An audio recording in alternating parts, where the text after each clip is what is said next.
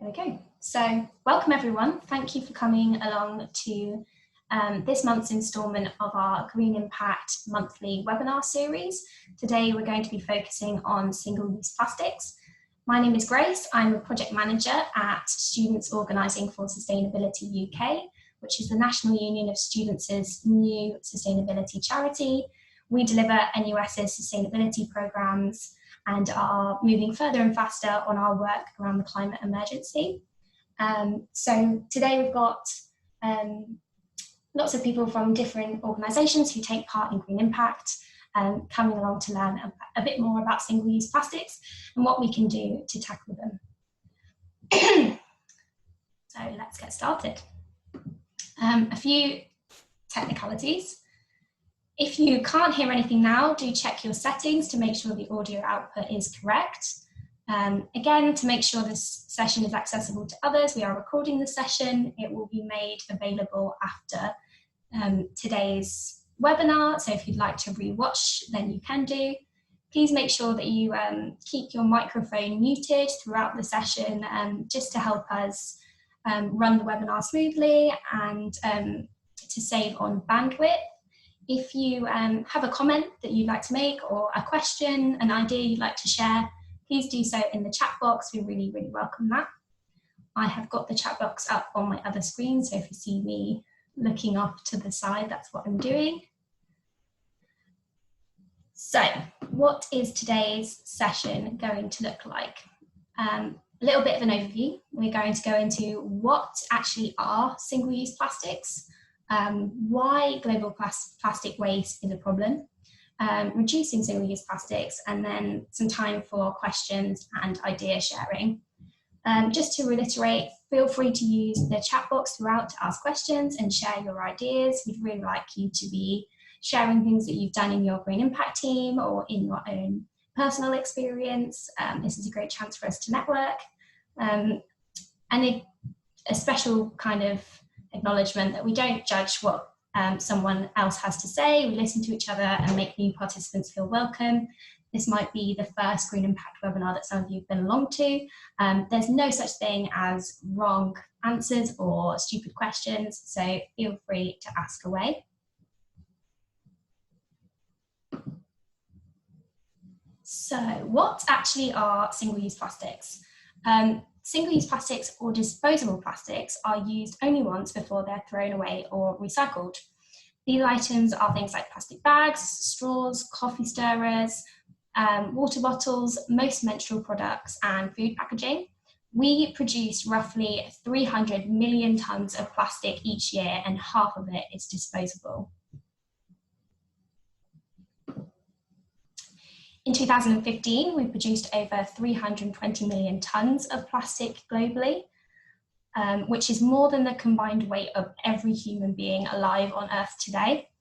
So based on our current usage, global plastic production is set to double over the next 20 years, unless we collectively change our course. The vast majority of plastic ever made has gone to landfill or escaped into our environment. Oh, someone else has just entered the waiting room.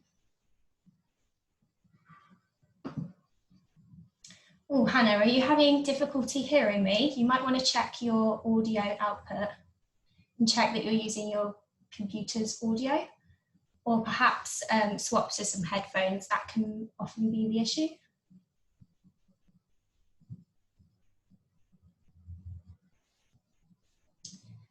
Welcome to the newcomers. We're just getting started identifying what single-use plastic is and how much plastic we produce on planet Earth. Yes, as I was saying, the vast majority of plastic ever made has gone to landfill or escaped into our environment. So let's have a look at why single-use plastics are bad. We've got 9 reasons to refuse single-use plastics here. This is a really great infographic from lessplastic.co.uk, which is a fantastic website. I'd really recommend checking it out. And the first one there is that they are made from fossil fuels. The production of plastics is really worth considering. So many plastics are oil-based and therefore made using fossil fuels. at a time when climate science is urging us to reduce our dependency on them. Even the recycling process uses resources, including energy, in many cases dependent on fossil fuels again. This should not negate the need to recycle within a better recycling infrastructure, but to also focus on more important aspects further up the waste hierarchy, such as reducing and recycling. But you can see some of the other reasons here to refuse single-use plastic. It will still be here in hundreds of years. Only a tiny percentage is recycled. It leaches toxins into our food and drink, can cause hormone disruption and cancers, pollutes our oceans, kills marine animals and birds, and enters our food chain.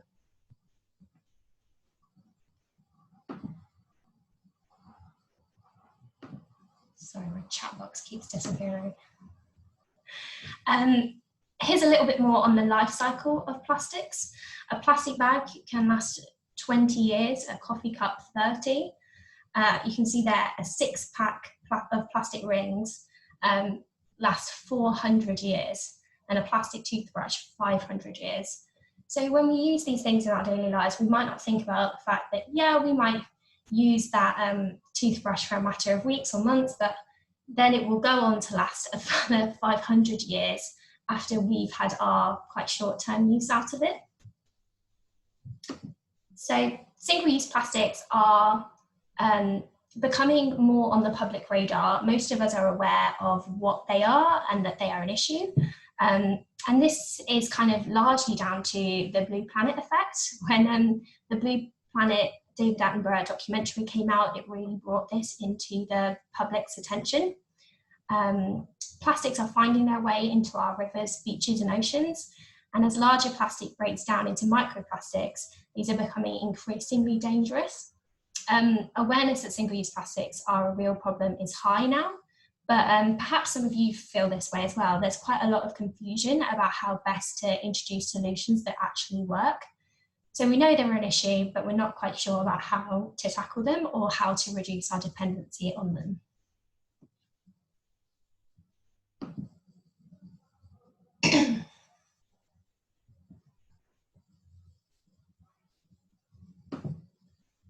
Apologies, I'm just trying to relocate the chat box. Here we go. Are you all sorted, Hannah? Can you hear me now?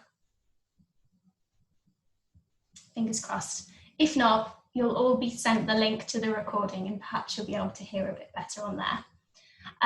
So speaking of microplastics, some new research has been in the news this week that you might have seen. So microplastics are not a specific kind of plastic, but rather any type of plastic fragment that is less than 5 millimeters in length. They enter natural ecosystems through a variety of sources, including cosmetics, clothing, and industrial processes.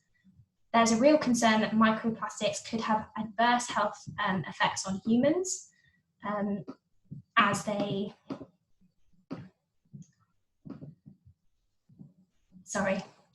move through marine food, the marine food web. Microplastics both absorb and give off chemicals and harmful pollutants. Plastics ingredients or toxic chemicals absorbed by plastics may build up over time and stay in the environment. There are 12 to 21 million tons of tiny plastic fragments floating in the Antarctic Ocean, scientists have found. This has been all in the news this week. A study led by the UK's National Oceanography Centre scooped through layers of the upper 200 metres of the ocean during a research expedition through the middle of the Atlantic. And such an amount of plastics, so 21 million tonnes, would be enough to fully load almost 1,000 container ships. So previously, we hadn't been able to balance the amount of plastic we found in the ocean with the amount we thought we'd put in. And that's because we weren't measuring the very smallest particles.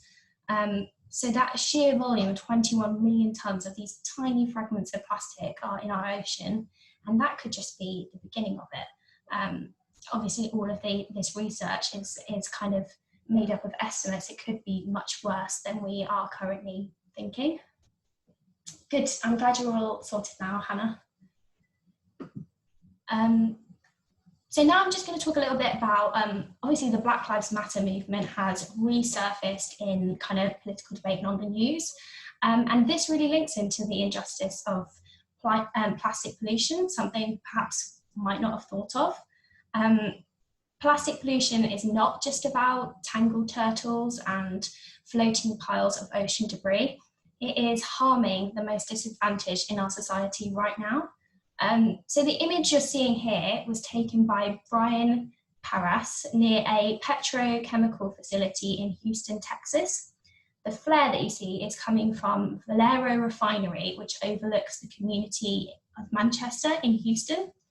Valero and hundreds of other petrochemical facilities across the world produce plastic pellets used to make drinks bottles, six-pack holders, and shopping bags. And the struggling fossil fuel industry sees plastic pollution as a lifeline for maintaining profits as demand in electricity and transportation sectors drop due to the move to renewables. So petrochemical manufacturing is predicted to account for 50% of oil and fracked gas growth by 2050, which is the same year that it's estimated that there will be more plastic pollution than fish by weight in our oceans.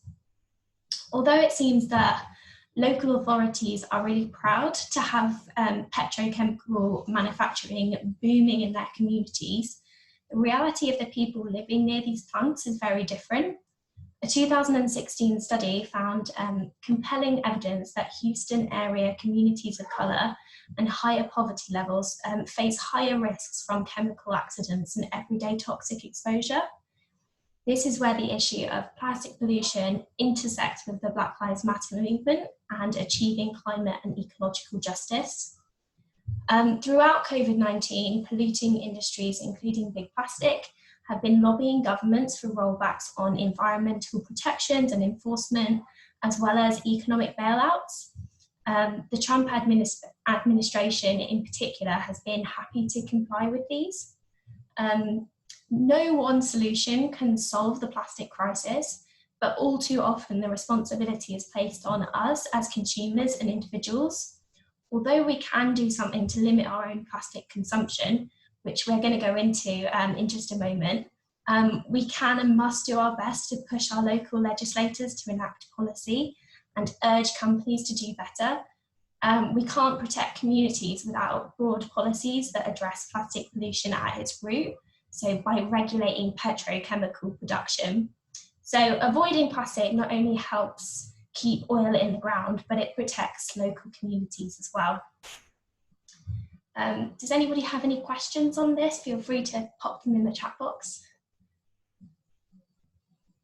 I find this particularly interesting, finding how environmental campaigning and environmental matters intersect with social justice and liberation work. And this wasn't something that I'd really thought about before putting together this webinar. So on that vein, it's important to remember that some people rely on single-use plastics, and we don't want to blame or shame those people. Although it's true that plastic is wasteful and harmful to the environment, plastic is also an essential part of some people's health and wellness. We don't want to erase people's experience by claiming that certain products are non-essential. So think about the intentional and unintentional barriers that your department might set, and listen and learn from staff and students' critiques, including those with disabilities, and work to find solutions together.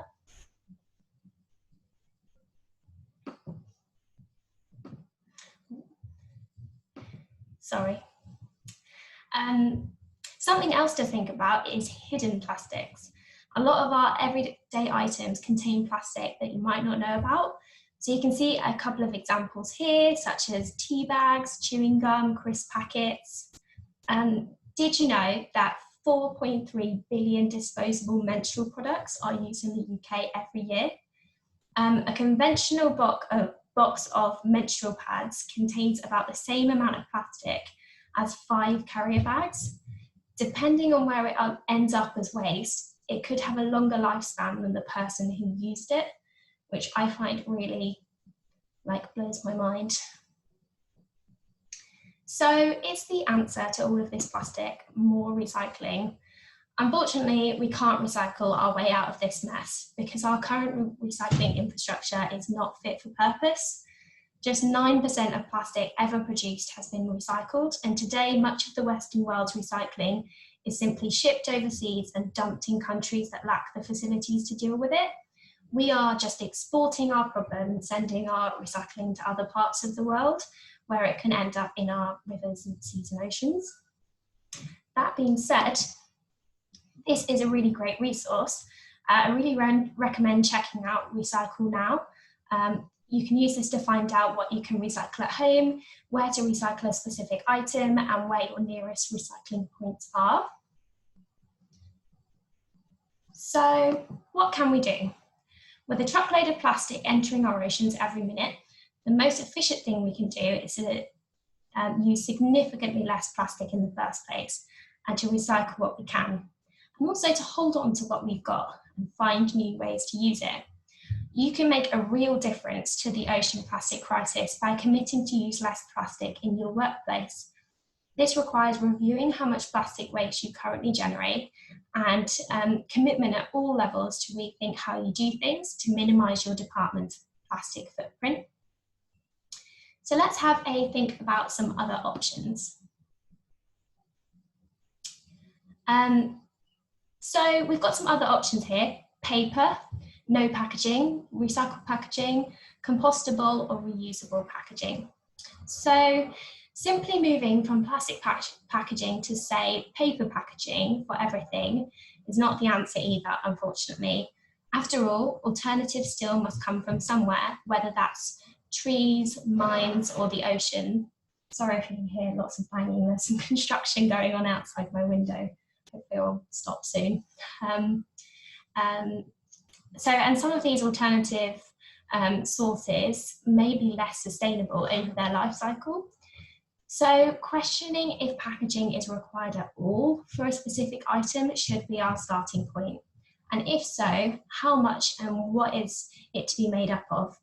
Using as much recycled content as possible is generally the best option, instead of using new materials, even if they are from sustainable sources. Compostable materials, such as degradable and biodegradable, those can mean different things. Sometimes are framed as the solution in industry to single-use plastics. Whilst they do work successfully in some places, by and large, the infrastructure to break down these materials industrially is not in place consistently across the UK, and often will end up with general waste in landfill, resulting in more harm. Again, the same goes for our current recycling infrastructure, with much of our plastic and electronic waste being shipped to less industrialised countries where they end up causing further harm and environmental problems.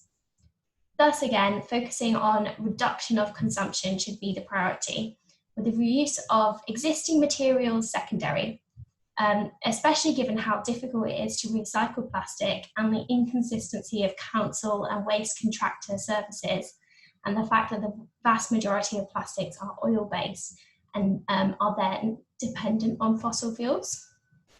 So we've gotten really down and gloomy there in all of the problems around other options, but let's now have a think about what we can actually do. Here is another graphic from lessplastic.co.uk on 9 ways you can reduce ocean plastic at home. So boycotting single-use plastic when you're out and about, joining the reusable revolution, shopping local and requesting plastic-free packaging, minimise your bathroom and cleaning products, purchase second-hand instead of buying new. That's all about the circular local economy. Buy fewer high-quality items that are made to last and that can be repaired. Choose products made from recycled materials. Consider sharing or hiring instead of owning, and lead by example to inspire others too. That is an absolutely massive one that we find in Green Impact. It's all about kind of influencing those around you and inspiring them to take positive action as you are. So now I've got some different options for plastic-free and reusable alternatives. So here are a few ideas. Up in the left-hand top corner, we've got some beeswax wraps, which you can use instead of cling film. I swapped to these in my kitchen. I'm never going back. They're also quite easy to make, although you can pick them up quite cheaply now on the high street. But you can take scrap fabric and some wax pellets and just gently melt them over the plastic under your grill, over your fabric under the grill, and you can have your own DIY beeswax wraps. There are some amazing tutorials on YouTube. Reusable coffee cups, water bottles and flasks. Obviously that's where your mind goes to first, or at least it does for me when I think about reusable alternatives. Especially in the current context, reusable washable face masks. Single-use ones are becoming a really big problem. And obviously, like, our healthcare professionals need to use single-use items in their work, but us as individuals out and about in the world, we can definitely do more to use reusable alternatives.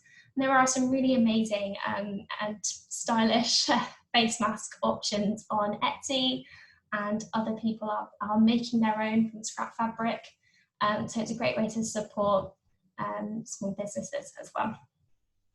We've got some other options here of bamboo or cardboard cotton buds.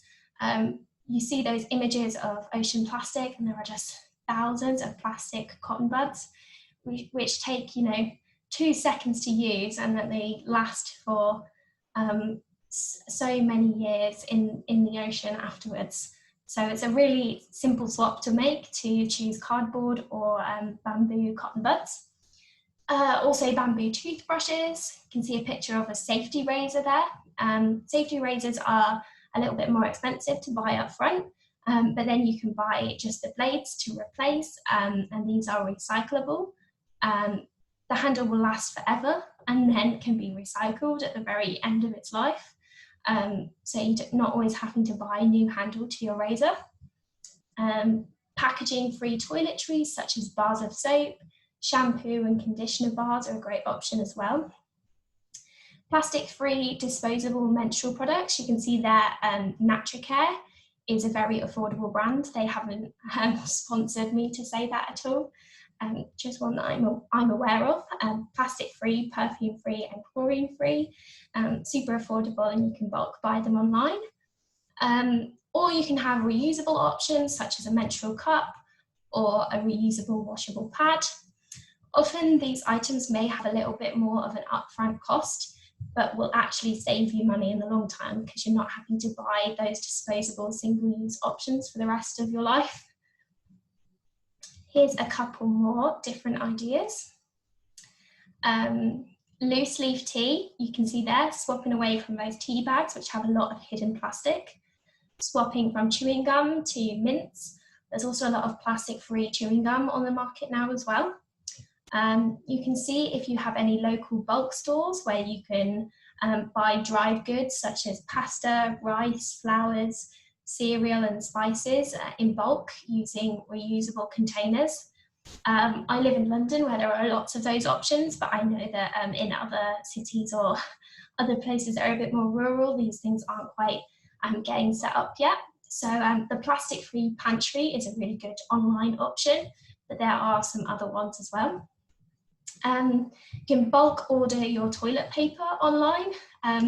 There's a brand called Who Gives a Crap, which is a great plastic-free option. They're all individually wrapped in pretty paper that look good in your bathroom, which I like to save and use as my wrapping paper for people's birthdays and Christmas, which people might think is a bit strange. But they're made of 100% recycled material, and their profits help to build toilets in the global south. You can also see if you can get your milk, juice, dairy products delivered to your door using reusable glass bottles and supporting a local farm. This is making a really big comeback in London at the moment. Lots of people are going back to the old-fashioned milkman. And in the top right-hand corner, you can see reusable cotton pads. These mean you don't have to throw away hundreds of cotton pads or face wipes. You can use these and then they go straight in your washing machine. So those are just some of my favourite swaps. Now I'd really love to hear from you. What have you done to reduce your plastic footprint? What are your favourite plastic swaps or plastic-free or reusable ideas? Please do post them in the chat now. It would be great to hear from you all.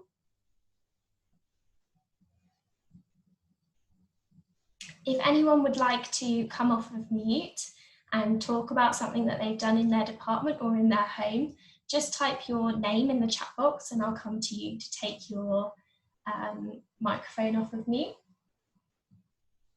Oh good, I'm glad there were some good ideas in there for you, Rebecca. Sorry, I feel like I was talking 100 miles a minute there. So Hannah says we found a local refill shop which we can get our pastas, rice, spices, etc. from. Amazing. It's great. It's nice because you can actually save a bit of money by buying things in bulk. You get rid of a lot of packaging and a lot of plastic if you take your own jars or boxes or bags to fill up. And you're supporting a local business, a local small business, rather than a big, massive supermarket. Oh, that's an amazing idea. Maybe switch to fountain pens. Definitely. Pens that have refillable ink cartridges are much more sustainable than, you know, those big packs of Bic pens where they all just get thrown away at the end of their life. I swapped to paper stem and bamboo cotton buds and now have a bamboo toothbrush. Amazing. I swapped to a bamboo toothbrush as well. It took me a little bit of getting used to, but I'm a big fan of it now. Yeah, it kind of felt a bit strange using something wooden. It kind of feels a bit like a wooden spoon to brush your teeth, but it does the job. Also started recycling crisp packets, toothpaste tubes and pens. Amazing. Is that through something like the TerraCycle scheme? I know that they have lots of drop-off points for things like crisp packets. Amazing. Rebecca says, we have a weekly veg box delivered from a local organisation for a couple of years now. It makes you shocked when you see cucumbers wrapped in plastic now. Totally agree. That's amazing as well because you're helping to you know, promote a circular local economy rather than buying your fruit and veg from abroad. And you're also supporting a local business and helping eliminate food waste, because I imagine that those boxes can include a lot of surplus or wonky vegetables that maybe wouldn't have made it in the supermarket. Oh, apparently Ryman's do pen recycling. I wasn't aware of that. That's a really amazing tip. I think I've got a couple of, quite a lot of pens that are on there in their final stages and will be ready to be recycled soon. So I'll definitely look into that. We've also started growing lots of our own veg to reduce plastic this way and also save on money, etc. That is amazing. I'm so jealous. So I'm in my flat, I don't have any outdoor space, but I'm looking into maybe getting some chili plants or some other types of plants that can survive indoors. Because I think it would just be so awesome to grow your own veg and not have to buy it wrapped in plastic, as you say. Yeah, it sounds like a lot of fun. Very rewarding to grow something yourself. I grew some potatoes a couple of years ago, but they were tiny in the end. I suppose baby potatoes are quite nice as well, but I'm a fan of a big fat jacket potato. Maybe I wouldn't have much luck getting them. Nice one. Anyone else got any more ideas about things that you've done to reduce your plastic footprint?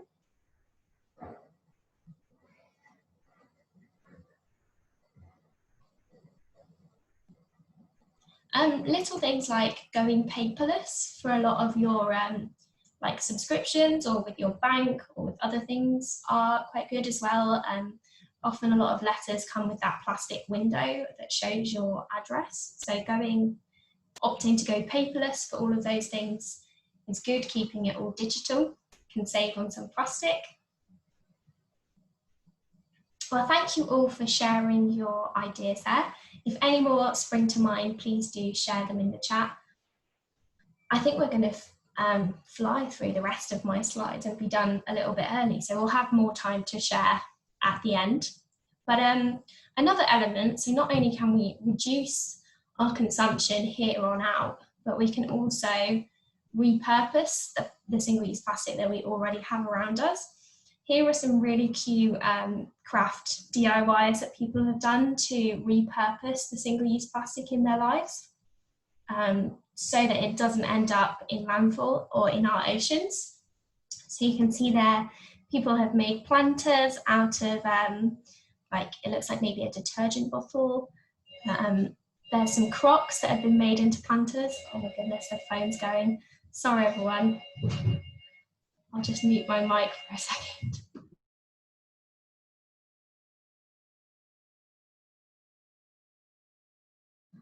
There we go, it's stopped now. Sorry about that. Home working. You can see that someone has made a bird feeder out of an upside down plastic bottle, some amazing rainbow art out of bottle tops, a very stylish lamp that you can see, like a light shade cover out of what I think is disposable plastic spoons. That looks like something you would find in, I don't know, Urban Outfitters or somewhere fancy. Someone's made hanging planters out of plastic bottles that they painted. And I think this is so amazing, making a greenhouse out of big fizzy pop bottles, you know, like lemonade bottles, which is amazing. I know that probably most of us don't have enough space to create a greenhouse out of plastic bottles, but I found that super inspiring. Some of you might also be aware of schemes like eco bricks, where you take a plastic bottle like that, like a Coke or a lemonade bottle, and you find all your other scraps of plastic packaging, be that from the supermarket or cosmetics or anything really. You wash and dry it out so it's completely clean, and shred it up into tiny pieces and put it inside of your plastic bottle, and then that eco brick can be used as a building material. There are local collection points for eco bricks all over the country, so I really recommend Googling eco bricks and seeing if there's one near you.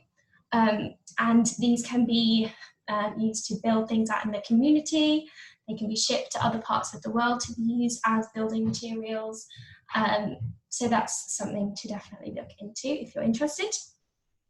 If anyone has any other ideas about how to repurpose plastic, please do pop them in the chat, anything that you've done.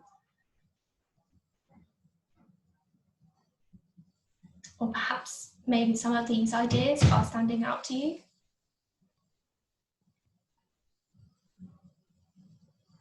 Maybe in my gardening efforts, I'm going to use some of this plastic. Hannah says a colleague uses washing up bottles as a planter. Amazing. Gonna have to try this out.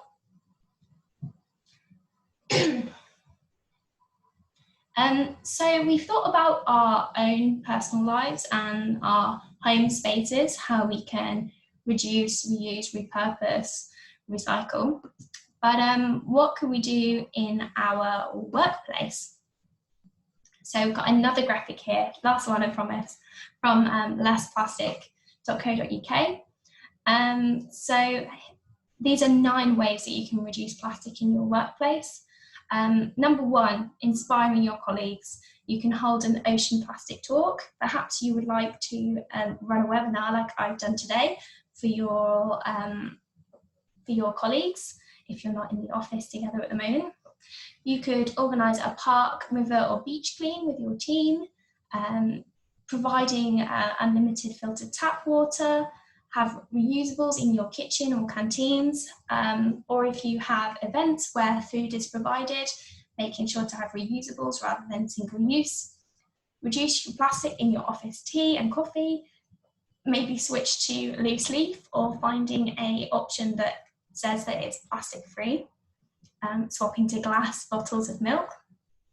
One of our Green Impact organisations was a travel company in Market Harborough called G Touring, and they started working with a local dairy who provided all their milk in glass bottles for all of their offices across Market Harborough, And it was amazing. They massively reduced the plastic in their office kitchen areas. They supported a local business, and they massively reduced the carbon footprint of their milk as well, because it was literally coming from down the road rather than a different part of the country. Encourage eco habits. Gift reusables to your team. So I know a lot of teams have gifted water bottles or reusable coffee cups to their staff members. Ask your team for ideas to cut plastic in their roles. This is something we really find with Green Impact, making it an autonomous program where you as teams can do what is best fitting for your department, and asking you guys what will actually work best in your role, because we might not be aware of the intricacies of the things that you do in your day-to-day, and you might have the best, or you are in the best position to see where plastic can be cut out or phased out. Request that suppliers use less plastic packaging. It seems like a really big deal, but just emailing your supplier or after you receive an order for a certain thing saying, I was really pleased with my order, but really disappointed that there was so much plastic inside. Have you thought about swapping to paper packaging or paper filling rather than plastic? Can go such a long way and help in turning that tide. If those companies get lots of similar emails, it can really kind of push them towards making those changes. And share your successes, inspire others to act too. So that is where the Green Impact hashtag really comes in on social media. Really recommend checking it out to see what other teams are doing. And if you're really proud of a piece of work that you're doing, shout about it to the sustainability team at your university, get it in the newsletters, come and tell us at SOS-UK and we could include it in our newsletter. All of that really helps inspire change at other organisations and in other teams. And that is kind of the ethos behind our collective action programme. Obviously, the Green Impact Toolkit is full of actionable ideas around cutting single-use plastic out of your workplace. I've got a screenshot of the University of Essex's toolkit here, but really recommend looking through your toolkit and finding those actions that focus on cutting out single-use plastic. Sorry, the chat box has disappeared again. Let's see. Are there any questions coming in that I've missed? There we go. Okay, we seem to be okay. So to round up the session, today we aim to cover what actually are single-use plastics, why global plastic waste is a problem, reduce single-use plastic ideas, and some questions and idea sharing. It's been really wonderful to hear from things that you are doing in your homes and workspaces. If you have any more questions, please do put them in the chat box now, or if you have any other ideas.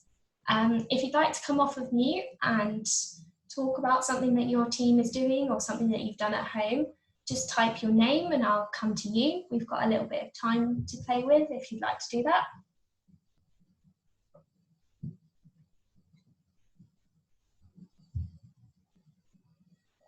I put you all on the spot now, haven't I? Sorry. Well, to kind of finish off, reminder of the Green Impact resources at your disposal here. You are not on your own. We have our Green Impact Team Resource Bank with resources to help with actions as well as free webinars. Keep your eyes peeled for the other monthly webinars. You should,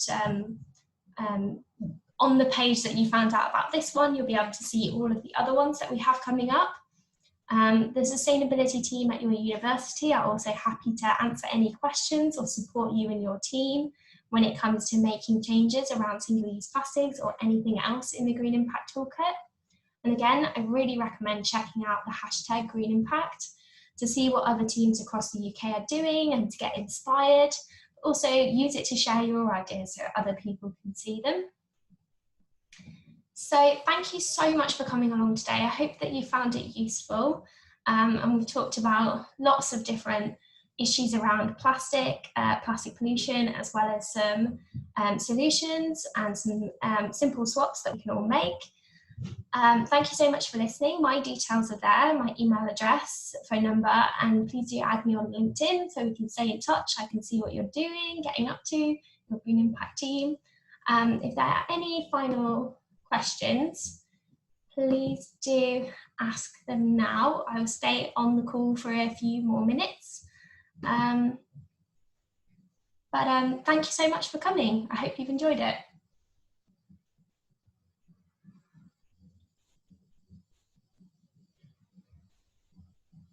Amazing. Thanks, everyone.